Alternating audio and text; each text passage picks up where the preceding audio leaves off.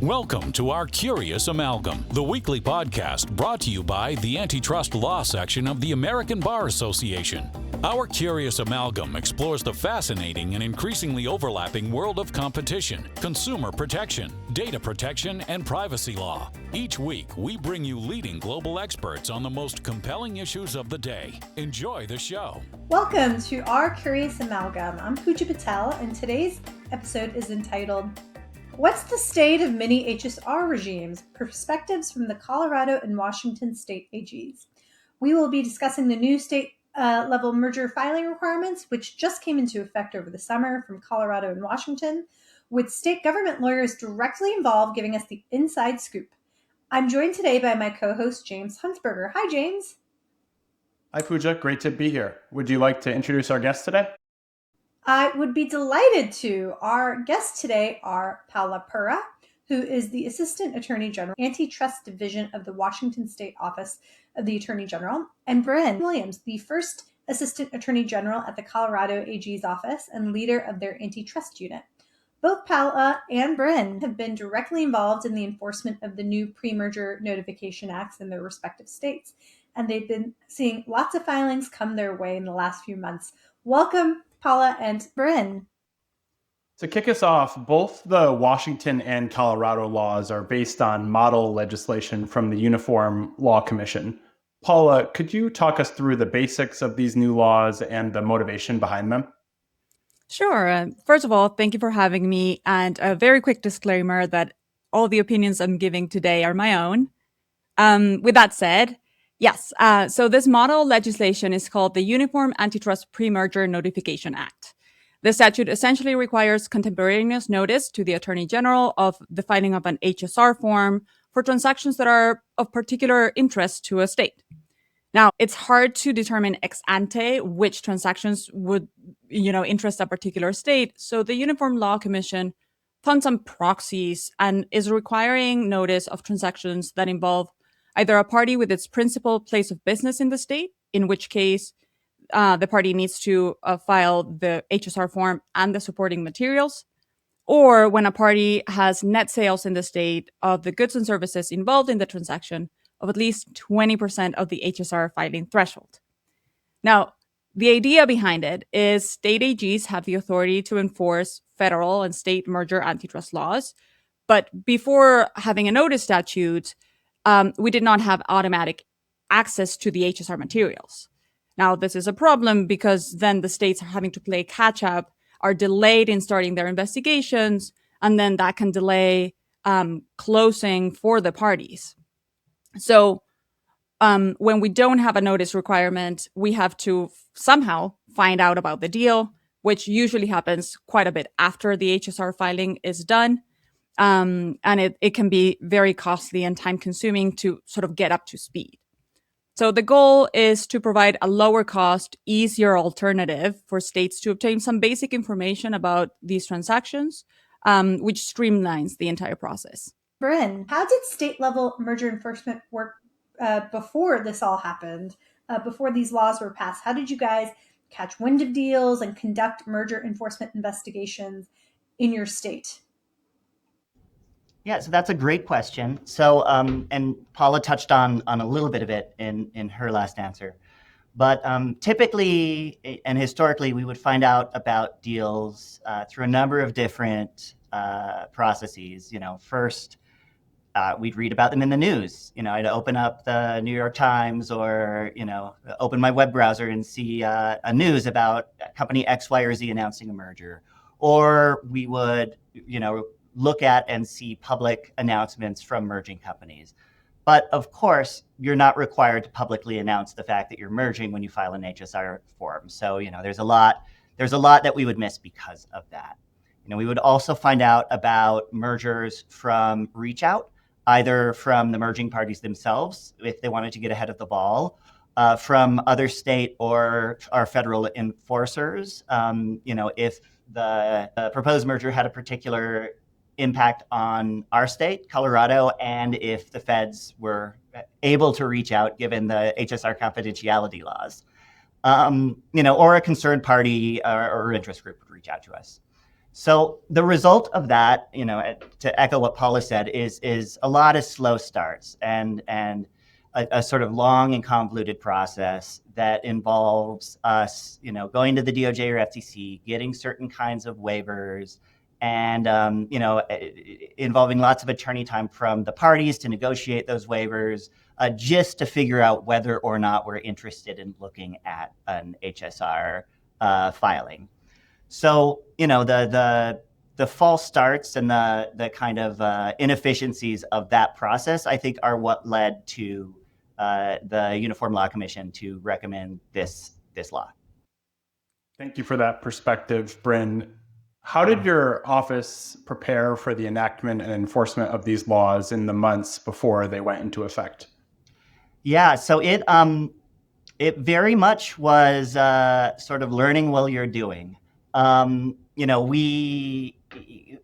Fortunately, I had some experience. I was previously at DOJ Antitrust, so I had some experience with reviewing HSR filings and sort of understanding what all came with them and what they entailed. But the vast majority of my team had never engaged with one of these in the initial process before. So we did a lot of sitting down and training and, sort of discussing what gets reported, why it gets reported, how you review these things. We had to work with our IT to set up a submission portal and a database where we can actually, in a secure manner, read and review these. It actually, implementation took quite a bit of logistical efforts. And, I wish I could say that it all went smoothly and we're up and running and everything is great, but there have been bumps along the way, and we're still working towards a good, complete solution for making this as seamless as possible, both for merging parties and for us. Yeah, I'd say for Washington, it was pretty similar. We had to focus on sort of trying to project what kind of work was coming down the pike, which was difficult because this has never been done before. Although we had the reporting from the federal agencies, we had to prepare our staff, which we did this sort of the same as they did in Colorado, try to research and do trainings, but also we tried to centralize our prior experiences, because we have a pretty big and really good team here. So we try to centralize who has had merger review experience, what kinds, in which industries, so that then we can serve as resources for the entire group. And then we've also relied quite a bit on our established processes for our healthcare notification statute, which has been ongoing for the last 6 years. So we had a base, and I'm very thankful for that, because like Bryn says, it's a lot of work and it's required a lot of preparation. Thanks, Paula. So you started with that base of knowledge and you started to implement acts that were approaching the half birthdays of the Colorado and Washington acts that went into effect midsummer last year. Any initial learnings from those first few months of the act in Washington, and any particular surprises or challenges that you've encountered? Yes, very much so. I mean, despite our best math, we are getting more notices than we expected. We've already passed 150 notices, which is quite a bit for just shy of 6 months. So we've had to adjust because we are intent on reviewing every single notice that comes in, and we do. And so we've had to sort of reshuffle the staff and adjust our review processes so that we can get to these notices as quickly as possible. I think the second challenge has been the volume of questions that we're getting, which is very understandable. This is a new process. Folks have questions and they don't want to necessarily give out information that they may still be working on. So the questions that we're getting are sort of incomplete or so weird hypotheticals, and it's really hard to respond without providing legal advice, which of course we can't do. So that's been quite challenging. But we've tried, and we try to respond to every question that we get. And then I think the last thing, which is it's a more minor challenge, is that we are getting mostly just the HSR forms and not the underlying materials. And many times the form lacks the necessary context that the documents provide. And so there's an easy-ish process to get those materials, and we do, but often it would be just much easier to just get everything in the door. What about in Colorado? What challenges have you guys seen? And sort of related to that, do you think these laws have been effective in addressing the goals they were designed to accomplish? Yeah, so a lot of the issues that we are facing and a lot of the lessons we've learned are the same as in Washington, which makes sense because we are receiving roughly similar numbers of HSR reviews, which is more than we expected, and all of the laws are very, very similar, as one would expect given a uniform law. But one thing I can say is that it's still very much early days in this process. We are not entirely sure, how effective they've been, just because we're still finding our feet. We're still, figuring out how this whole process works. I can say the primary benefit to date has come from us very quickly learning about what mergers we don't need to be investigating, what mergers we don't need to be putting resources into. And, thankfully, there's the trade-off where, we're putting more resources into reviewing all of these HSR forms, but it pays off in a little, in certain ways in that, there are mergers that we otherwise would have gone through the whole slog of like reaching out to other states or the feds that, we can just see from the HSR forms that despite whatever is reported in the news, this isn't something we're going to be interested in for one of any number of different reasons. And, I should be clear, those reasons aren't just because we don't think a merger is anti-competitive. There's lots of reasons why we wouldn't want to look at a merger any deeper. Might not have a Colorado impact or something like that. So I would say, that overall, I think the laws have made the process of engaging in investigations more efficient. Whether I think it will become even more efficient once more states enact these laws, because as of now, we can't quickly coordinate with any state except Washington on these HSR forms. And, we have in fact coordinated with Washington on several of these, which has, again, let us run things to ground a lot faster than we otherwise would. So, I think the real efficiencies will adhere once more states enact these kinds of laws. And Bryn, thinking about the goals and objectives of these laws, has there been any enforcement activity in Colorado that resulted from notifications under the act so far? Yeah, so I think, and I should pause here. I forgot to give my standard disclaimer too. All of these opinions are mine. They are not my AG's opinions. And that being said, given the pace of merger review, these laws were enacted 6 months ago. So, if there were a case where an enforcement action stemmed from a merger review, it would not have likely occurred yet. So, time will tell. I suspect there will be a small number of mergers that we would otherwise have missed, at least at the early stages, that we discover through this reporting process. But I think that number will be fairly small. I think most of the mergers we would want to engage in enforcement actions against, like our mergers we would have found out about anyway through another process. So this law is really just about making the review process more efficient. I don't think we're going to catch anything that we otherwise would have missed. The kind of law that would do that would be a state-specific law that requires sub-HSR reporting. I think and you're touching on exactly the point, Bryn, which is most mergers are fine, right? We just need to know about them so that we can determine which ones to put our efforts on. And so I wouldn't expect either to have states go nuts and start filing cases against every single merger that that we're reviewing. That would make no sense. So both of your states have been quite active at the state level in terms of merger enforcement before these acts were even enacted. We know that Colorado and Washington were the first two states to sue to block the Kroger-Albertsons deal, and that was even before the FTC got involved. You've also been involved in the lawsuit against RealPage last year. So question for one or both of you, how do you think, or why do you think antitrust enforcement is such a high priority in your states? I can start this one. In Washington, we have a constitutional mandate to prevent monopolies, so it starts flowing from there. But beyond that, I mean, we see every day how anti-competitive conduct affects the people in Washington. How Washingtonians are paying more for basic necessities like medicine, food, or rent, just because companies are fixing their prices or merging until there's nobody else left. I think that's a great advantage that AGs have, that we have boots on the ground, that we have a direct line of communications. And I can tell you in Washington, Washingtonians are making sure that we know how they feel about economic abuse. We have an email and they are not shy about sending us what they think and where they are identifying issues and potential antitrust problems.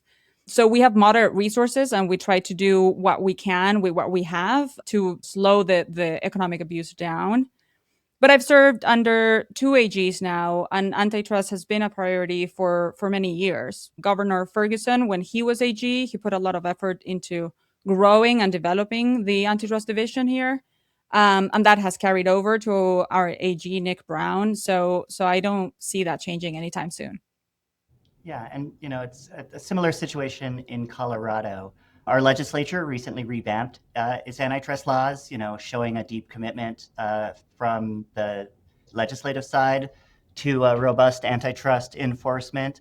My attorney general was an antitrust professor before he became attorney general, so he's obviously very interested in this topic.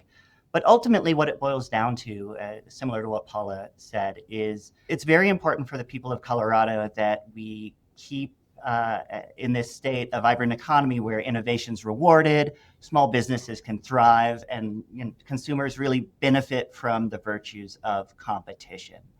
We want Colorado to be a place where businesses win or lose on the merits of the products they're offering and the services they're offering, and not on how big they are or how well connected they are. And Paula, the Washington Act is distinct from both the original model law and the Colorado Act in that it contains an additional requirement that triggers filings for certain healthcare providers. Washington also has a previous healthcare-specific Mini-HSR law.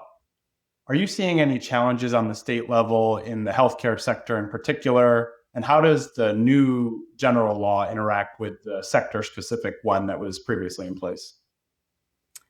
Yeah, I'll start with the last question first. So we had to make some minor adjustments to the Uniform Act so that we could conform the two statutes.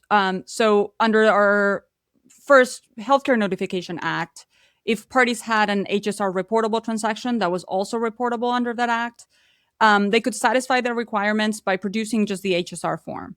So now in the Uniform Act, we added this requirement that HSR reportable transactions of provider and provider organizations that would be affected by the Healthcare Notification Act are also required to report the HSR forms under the uniform law. So it's just a way to harmonize the two statutes. But I should note that the healthcare notice statute requires a 60 days notice before the transaction closes. So if parties to healthcare transactions that are HSR reportable are not expecting a second request, for example, and are planning to close right after that 30-day waiting period that the HSR provides, then they need to take into consideration that the Washington Act requires the 60 days notice. So that's just an aside. But as to the challenges that we see in the healthcare space, the whole point of that statute is that there were smaller non-HSR reportable transactions that were flying under the radar and they were deeply affecting communities. Sort of what Bryn was saying, in order to take a closer look to state-specific deals, you need to lower those thresholds. So you need to uncouple it from the HSR thresholds, right? So healthcare is obviously a very important industry. People's lives depend on being able to access and afford care. So if we don't know that anti-competitive transactions are happening, then that leaves us with having to learn about it after the fact, try to challenge a transaction after the fact, which is sort of a nightmare for everybody involved. And which is what we had to do a few years ago in our CHI Franciscan case with two other physician practices. So that was sort of the whole point of having the healthcare notice statute. And what we've seen is especially post-COVID, there's been a lot of consolidation as a result of the healthcare industry just kind of suffering generally and having trouble with financing, especially with seeing smaller practices joining larger healthcare systems. So that all is not to say that all of these transactions are bad and all consolidation is bad, because that's not the case. But what we have observed is that the healthcare notice statute has served as a good deterrent to anti-competitive deals. So we're saying less of those. Bryn. So Colorado, we know, has its own healthcare specific Mini-HSR law that was in place before the act. Was your office able to apply any learnings or lessons from that healthcare regime to this more comprehensive merger control regime we have today? And sort of part two of that question is, are there any other industries that your office has a particular interest or focus on? Yeah, so there actually isn't a huge amount of overlap between this HSR process and the pre-existing healthcare specific HSR process, because the pre-existing process is quite narrow, only involves a small sliver of certain kinds of, and involves extensive coordination between our office and healthcare specialists in other areas of state government.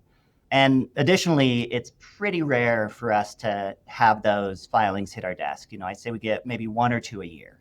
So, in comparison to the possibly several a day of these HSR filings, that's a radical difference.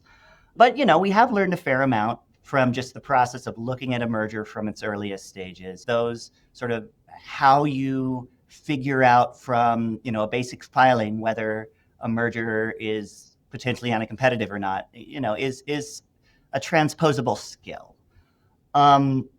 So, I would say they're very, very different laws that serve very different purposes, but, there have been some things we've learned from them. In terms of the second question, I don't think of it as particular industries that we focus on, although obviously, healthcare is a incredibly important industry for every Colorado resident. But I try to look at what to prioritize in terms of, what are pocketbook issues for Colorado residents and what are issues that have a big Colorado specific impact. And that impact can either be because the, behavior or the merger will affect a lot of Colorado residents, a huge percentage of our residents, or because it has a particularized Colorado effect. There are Colorado-specific markets that have unique characteristics where this, behavior or merger will specifically and uniquely affect those markets. So those are sort of the big picture things I look at. So shifting gears a bit, the HSR Act will celebrate its semi-centennial this year, and antitrust lawyers have been arguing over every word of the Sherman Act and the Clayton Act for about 100 years. And even in the last few months alone, there have been a number of questions that have risen in the application of these new state laws. And we solicited some questions from practitioners and our colleagues and are hoping that you can give us some guidance on some of those questions. I think Puja will kick us off with the first question.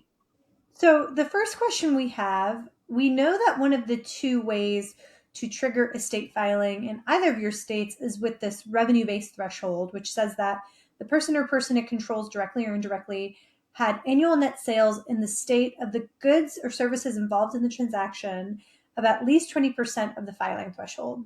So the first question is, what constitutes net sales in your state?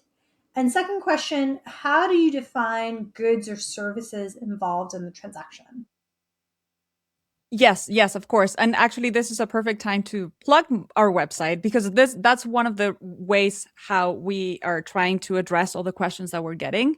So I'll leave it here. It's atg.wa.gov/premerger-notifications. And hopefully we can put it in the show notes. But we've added a few of the frequently asked questions there. But with that said, the statute, I think, takes a broad view of what constitutes a sale in Washington.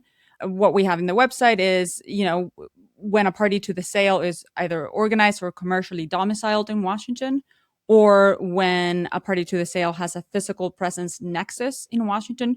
So it's a little bit it's not tied directly, but you can think about it in terms of the B&O tax.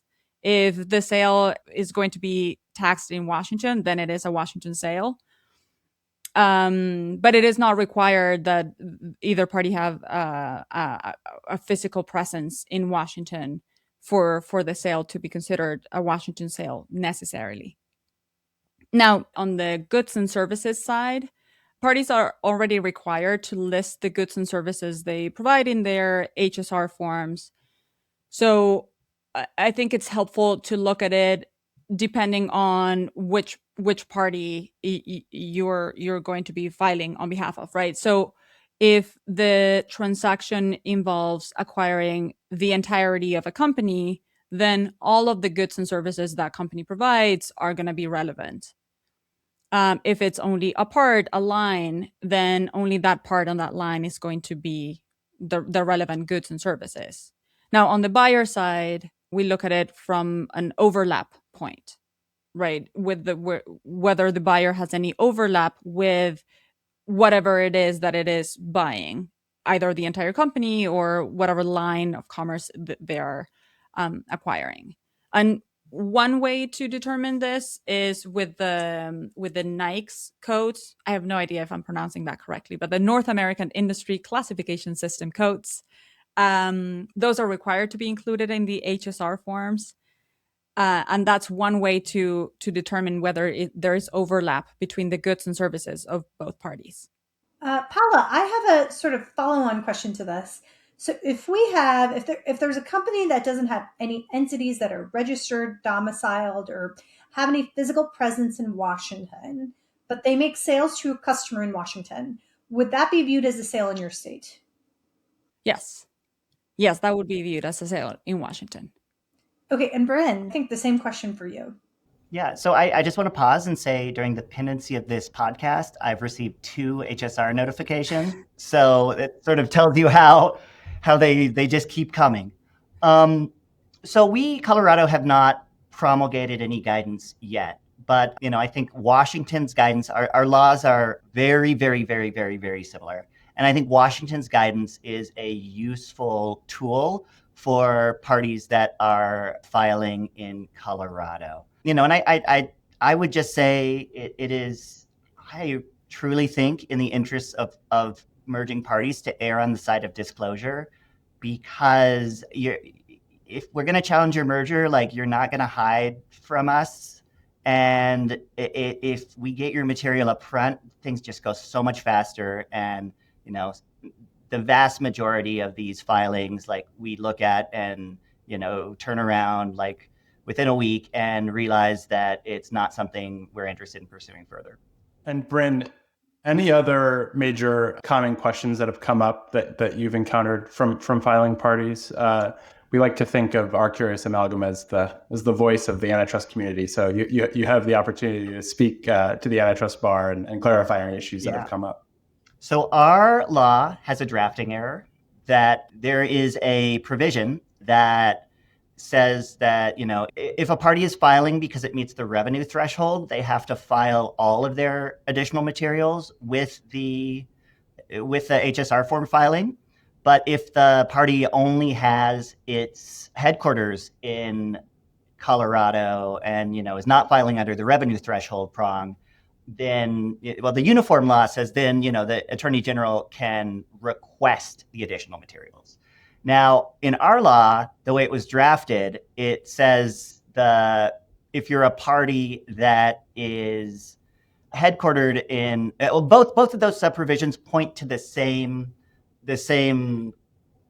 other provision, that is the provision for parties that meet the revenue threshold. So technically, what the law says is if you meet the revenue threshold, you have to file this additional material. And if you meet the revenue threshold, the Attorney General can request this additional material. And there's a big question mark about the additional material for a party that is filing under the headquarters prong. So we get a lot of questions about that. Our guidance is that we request the additional material sort of consistently, because as Paula earlier said, it makes our review infinitely faster. It avoids, any need to go through a subpoena process, any need to really go back to the parties at their hourly rates and, sort of harangue them about stuff. So we request the additional material for all filers, but, that's been a real point of friction, and hopefully we'll get that fixed in a ministerial way in the next legislative session. So before we close and go into some non-antitrust questions, we have one question for each of you, and that is, what do you see in the near future in terms of state antitrust enforcement, both within your state and beyond? Is there anything companies or practitioners should look out for, keep in mind? Sure. Paula, to you first. For sure. I mean, in the last few years, like Bryn mentioned, I've seen a renewed push for a lot more legislation to expand states' antitrust enforcement powers. We're seeing it with the notices statutes. We're seeing it with non-competes, no-poach legislation. We're seeing with renewed sort of general antitrust acts. So states are using their powers judicially to protect their people. So we've seen a lot of great enforcement efforts, not to toot our own horns, but we have. So one thing to keep in mind that some parties sometimes forget is that states are not potted plants. Lots of parties choose to not engage with the states and get sort of this strategy of let's just hope that they go away. But we likely won't go away unless we have the information that we need to do our jobs. So I think it's actually to parties' benefit to discuss their operations within each state, to address any particular issues to a state, because if you don't, then you're likely facing a much bigger problem. I'm very, very impressed with my colleagues across the country in AG offices. I've seen some excellent antitrust practitioners all around, and we work really well with each other too. So there's power in those numbers. And so, yeah, the something to keep in mind is to just not ignore the states. Yeah, I'll echo everything Paula said. I think you will see increasingly robust state enforcement. You will increasingly see states fill gaps from the federal government, whether those gaps are state-specific issues or whether those gaps are inconsistent enforcement or anything like that. I think the states are really going to step up. Well, this has been a really fantastic discussion, really enlightening. Appreciate you sharing your insights and perspectives based on the first few months under these new laws. As we close up, we'd like to end on a lighter-hearted, more personal note. And if each of you could tell us something about yourself that we would not know if we only knew you in a professional setting, starting with Paula. One thing that you might not know about me is I'm a pretty good baker. Although hopefully if you do work with me, I like to bring treats for my colleagues. So yeah, that's one thing. Fantastic. And I guess a fact about me is law is my second career. I was an archaeologist before I went to law school. I have a PhD in archaeology and very cool, Bryn. But I will say the ultimate treasure you discovered, I think, was antitrust law. Okay, so now we're going to go to a segment where we ask each of you a question that we didn't prepare you on. So you'll have to give us your immediate on-the-spot answer just to get you to know you a little bit more. We call this segment the Curious Hat. And now it's time for the Curious Hat. So I'll ask the same question to both of you, and I'll start with Paula. If you were given $50,000 on the condition that you have to spend it all in 1 hour, what would you buy? I would probably buy a little cafe so I can bake a little bit more. I am from Chile originally, and I very much miss Chilean cuisine. So maybe that's one thing I should do is bring it over here. I would certainly be a patron at your amazing cafe. Bryn, same question for you. Yeah, I would buy a contractor to remodel my ugly, ugly, ugly bathroom. Very cool. Well, hey, thank you both for joining us today. You guys answered lots and lots of questions that I personally had top of mind, but I'm sure many of our listeners did too. This was very informative, enlightening conversation with both of you. And thank you all, and thank you to our listeners. Yeah, thank you so much. Thank you. Thank you. I should add, if any of your listeners have questions about our HSR laws, you can reach out directly to my office or Paula's office, and we are more than happy to answer any questions. We do that a lot. Just be sure to contact Colorado first. Thank you for listening to this week's episode of Our Curious Amalgam, a competition, consumer protection, data protection, and privacy law podcast. It is produced and shared around the globe by ABA's Antitrust Law Section.